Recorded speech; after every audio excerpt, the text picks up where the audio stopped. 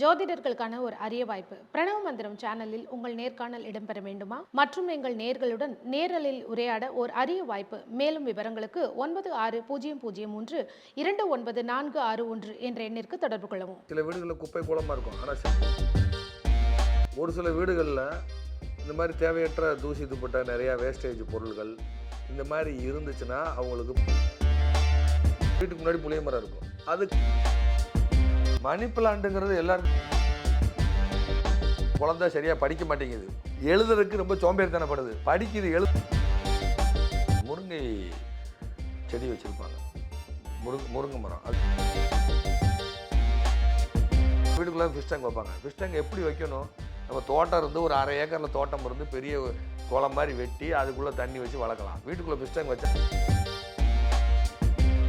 நாய்ங்கிறது விலங்குமா, நம்மளை கட்டி கழுத்தில் கயிறில் கட்டி போட்டால் சும்மா இருப்பீங்களா? நிறையா வாட்சஸ் வாங்குறது அந்த மாதிரிலாம் இருக்கும். நிறையா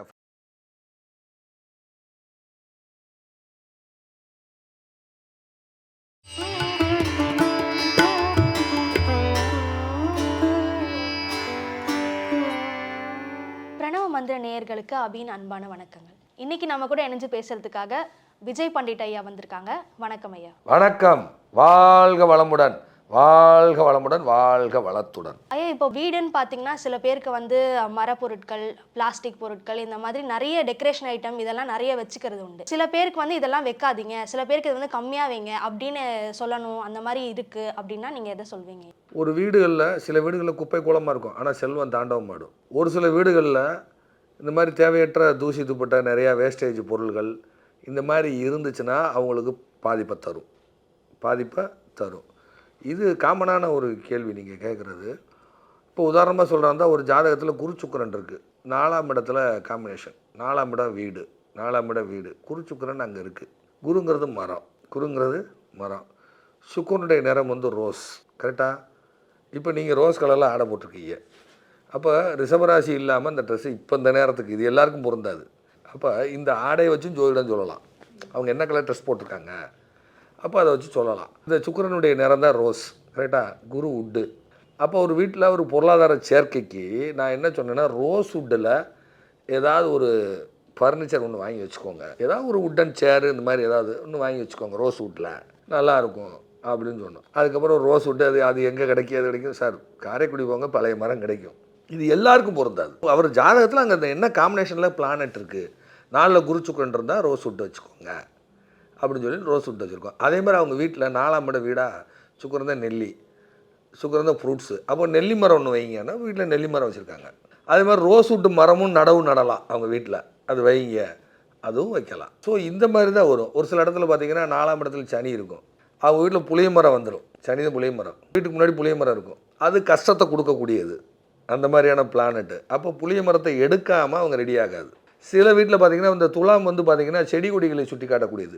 என்ன செடி வச்சுருந்தா நல்லாயிருக்கும் அப்படின்னு லாஜிக் இருக்குது, அவங்களுடைய ஜாதகத்தை பொறுத்து தான். இப்போ உதாரணமாக பெரண்டை கொடிங்கிற புதன்கே தான் பெரண்டை கொடி 4ஆம் இடத்துல இருந்தால் கண்டிப்பாக இருக்கலாம். 4ஆம் இடத்துல இருந்தால் கண்டிப்பாக பெரண்டை கொடி வைக்கலாம், தப்பே கிடையாது. பெரண்டை கொடியில் முப்பிரண்டைன்னு ஒன்று இருக்குது, 4 பட்டை உள்ள பெரண்டை இருக்குது. இதெல்லாம் தெரிஞ்சு சொல்கிறாங்களா தெரியாமல் சொல்கிறாங்கன்னு தெரியல. 4 பட்டை உள்ள பெரண்டை செடி கொடி வீட்டில் இருக்க சொத்து வழக்கு நடப்பவர்களுக்கு இது பொருந்தும்.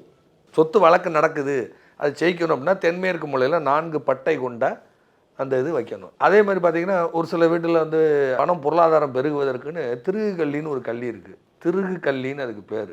கோவை மாவட்டத்தில் சொல்கிறாங்க பாச்சாங்குழல்னு சொல்லுவாங்க. அதாவது வீடு கட்டுறதுக்கு அஸ்திவாரம் போடும் பொழுது அந்த செடியை நட்டு வச்சு பூஜை பண்ணி பால்லாம் ஊற்றி பண்ணுவாங்க. இது எல்லாருக்கும் இது பொருந்தாது.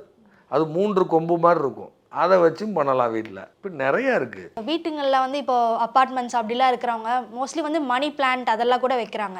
இப்போ அதெல்லாம் எல்லாரும் வைக்கலாமா?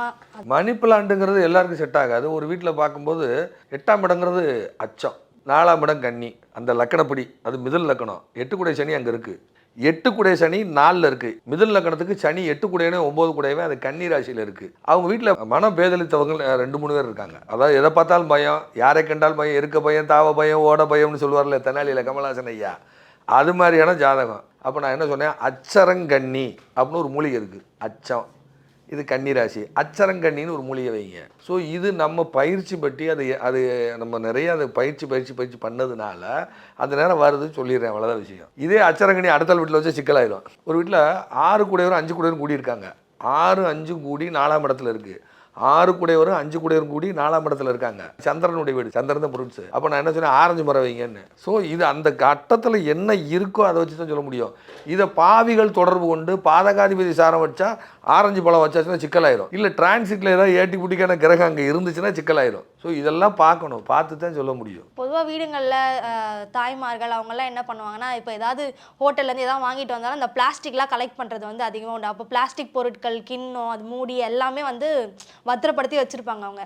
ஸோ அந்த மாதிரி இருக்கும் போது இந்த பிளாஸ்டிக் பொருட்கள் அதிகமாக இருக்குது ஒரு வீட்டில் அப்படின்னா அது என்ன இதை கொடுக்கும் ஐயா? ஒரு விஷயத்தை காப்பி அடிக்கிறதுனா டப்புனா புதன்தான், சரியா? கேதுங்கிறது வேறு. டப்பிங் பண்ணுறது அப்படின்னா புதன்தான் எழுத்து, அதை தானே காப்பி அடிக்கிறோம். இது ராகேது காம்பினேஷன் இருந்தால் எடுக்கலாம், சனி காம்பினேஷன் இருந்தால் எடுக்கலாம். சனி புதன் தான் டப்பிங் பண்ணுறது, சனி புதன் தான் காப்பி அடிக்கிறது, சரியா? கேதுங்கிறது வேறு. அப்போ அவங்க வீட்டில் என்ன ப்ராடக்ட் இருக்கும்? டப்பர் வேர் இருக்கும். புரியுதா இல்லையா? டப்பர் வேர்னு ஒன்று இருக்கா இல்லையா? அது அவங்க வீட்டில் இருக்கு. நான் கேட்டேன், சார் உங்கள் வீட்டில் நிறைய டப்பர் வேர் வாங்கி வச்சுக்கலாம். சார் டப்பர் வேர் என் ஒய்ஃப் மார்க்கெட்டிங் சார், எங்கள் வீடு போனால் டப்பர் வேர் தான் சார் இருக்குது. அது 2 கூடயும் தொடர்பு கொண்டு பார்க்குறாரு. சார் உங்கள் வீட்டம்மா டப்பர் வேர் பிஸ்னஸ் பண்ணி வருமானம் நல்லா இருக்கா? இருக்குது. அப்போ இது பிளாஸ்டிக் தானே டப்பர் வேர், அப்போ வீட்டில் வச்சுருந்தா மைனஸ் ஆச்சா? அப்படி கிடையாது. பொதுவாக சொல்கிறது வீட்டில் பிளாஸ்டிக் பொருள் இருக்கக்கூடாது. அவங்க ஜாதகத்தில் அது இருக்கலாம்.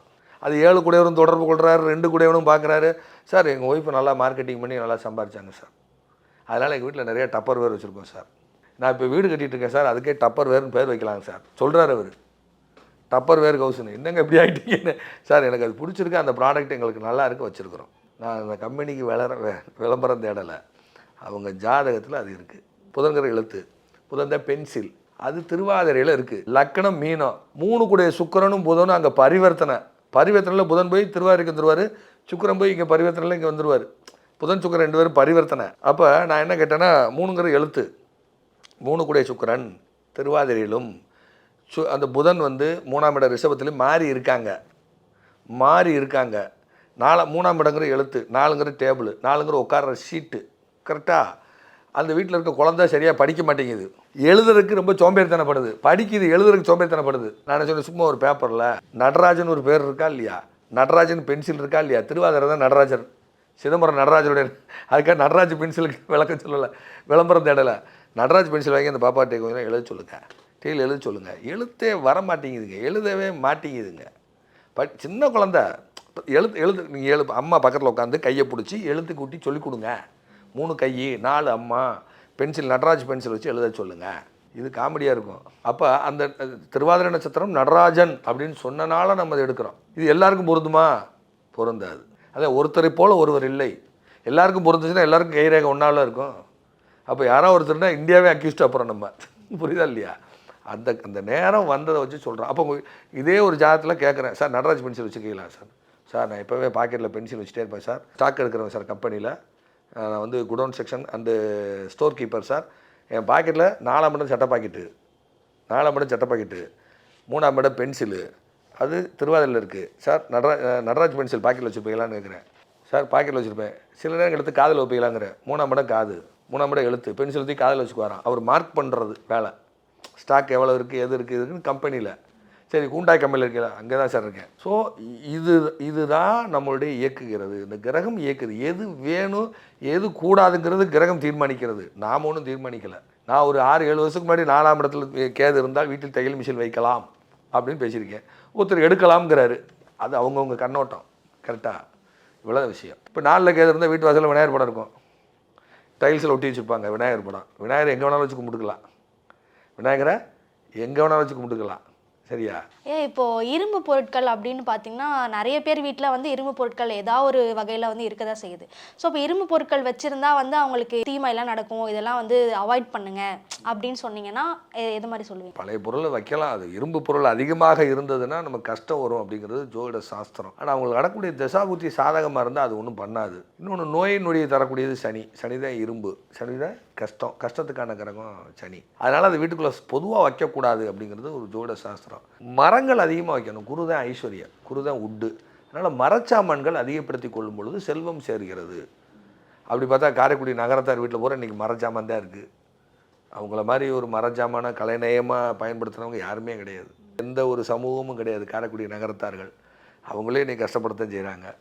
அவங்களுடைய தசாபுக்தி தீர்மானிக்கிறது. ஆனால் செல்வம் அவங்களிடம் நிலைத்து நிற்கும். அதாவது அவங்க ப்ராப்பர்ட்டி இதெல்லாம் நிலைச்சு நிற்கும். இன்றைக்கி அதையே இடித்து விற்கிற நிலைமைக்கு ஆகிட்டாங்க. அதுவும் செல்வமாகத்தான் அவர்களுக்கு வருகிறது. ஒரு வீட்டையே இடிக்கிறாங்க, உள்ள இருக்க ஜன்னல் பழைய உட்டுகள்லாம் பிரித்து விற்கிறாங்க. அதுவும் பணமாக தான் வருது. நீங்கள் காரைக்குடியே பாருங்கள், எத்தனை வீடுகள் இடித்து உள்ள ஜன்னல்களெல்லாம் எடுத்துட்டாங்க. அதை இன்றைக்கி சேல் பண்ணிக்கிட்டு இருக்காங்க. அது காரணம் என்னென்னா, குடும்பம் பெருசாக இருக்கும், அதை பராமரிக்க முடியாது. இன்னொன்று பாகம் பிரிக்க வேண்டிய சூழல் ஏற்படும் பொழுது அதை பிரித்து நம்ம ஒன்றும் பண்ண முடியாது. அதனால் என்ன பண்ணுறாங்க, பிரித்து உட்டெல்லாம் பிரித்து விற்றுட்டு கட்டடத்தை அடிச்சிடுறாங்க. ஆனால் அது பணம் கொடுக்குதா இல்லையா? அது ஐஸ்வர்யம்தான் மரம். சரியா? அதை வச்சுக்கலாம், தப்பு இல்லை. ஏன் உங்கள் அனுபவத்தில் இப்போ இவங்க இந்த மாதிரி பொருள் வச்சிருந்தனால இந்த மாதிரி ஆச்சு அப்படின்னு நீங்கள் சொல்லக்கூடிய நேயர்களுக்கு ஏதாவது சொல்லணும் அப்படின்னா நீங்கள் ஏதாவது சொல்லுங்கள். சில வீட்டில் வந்து பார்த்திங்கன்னா அந்த முருங்கை செடி வச்சுருப்பாங்க, முருங்கை மரம். அது எல்லாருக்கும் செட் ஆகாது. நிறைய அந்த மாதிரி ஓடாத வண்டி வாகனம்லாம் வீட்டில் வச்சுருப்பாங்க. ஏதாவது சின்ன குழந்தைங்க ஓட்டின வண்டியை கொண்டு வந்து வீட்டில் வச்சுருப்பாங்க. அதே மாதிரி பார்த்திங்கன்னா ஒரு காலத்தில் வச்சுருந்த சைக்கிள், பழைய சைக்கிள், அதெல்லாம் போட மனசு வராது, தூக்கி வீட்டில் வச்சுருப்பாங்க. இந்த இயங்காத பொருள்கள் வீட்டில் நிறையா வச்சுருப்பாங்க. அதெல்லாம் நிறைய பாதிப்பை தரும். சைக்கிள்லாம் இயங்கக்கூடியதுமா. இப்போ கிரைண்டர் மிக்சி கவர்மெண்ட் கொடுத்துச்சுன்னு வீட்டுக்கு 4 ரேஷன் கடை வாங்கி வச்சாலாம் இருக்குது. எனக்கு தெரிஞ்ச ஒருத்தர் இருக்கார் திருச்சியில்.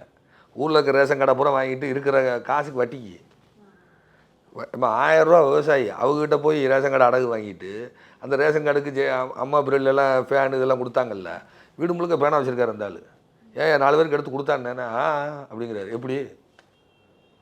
ஸோ இந்த மாதிரி தேவையற்ற பொருட்கள் வீட்டில் இருக்கும் பொழுது நிறைய பிரச்சனைகள் வரும். நிறைய பிரச்சனைகள் அவங்களுக்கு வரும். அது இயங்கணுமா இல்லையா? இயங்கக்கூடிய பொருள் இயங்கணும். பூமி சுற்றுறது நிறுத்தினா என்ன ஆகும்? பூமி ஒரு வாரத்துக்கு ரெஸ்ட் விட்டால் என்ன ஆகும் சொல்லுங்கள்? பூமி சுழற்சி இருந்தால் தானே இருக்கும். அந்த பூமியிலான நம்ம இருக்கோம். அப்போ நாம் இயங்கும் பொழுது, இயங்கி கொண்டு இருக்கும் பொழுது மட்டும்தான் நம் ஜாதகம் வேலை செய்யும்.